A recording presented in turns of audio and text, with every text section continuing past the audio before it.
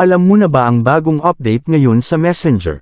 Mayroon na kasi dinagdag dito na bagong tools. Pwede mo nalagyan ng lock ang Messenger application mo. Kaya kung interesado kang malaman, buksan ang Messenger application. Pindutin mo ang tatlong linya sa itaas. Pindutin mo ang settings. Scroll mo lang pa itaas, at hanapin mo ang privacy and safety. Dito sa security, pindutin mo ang app lock. Ang gagawin mo dito, i-turn on mo lang ito. At pindutin mo lang itong fingerprint. Pag okay na, ikaw na bahala pumili ng gusto mo dito na setup. Ako itong nasa unahan ang gusto ko. Ganun lang kadali gawin, kung paano lagyan ng lock ang Messenger application. Siyempre, kung nagustuhan mo ang video na ito, huwag mong kalimutan mag-follow at i-share mo na rin ang video na ito.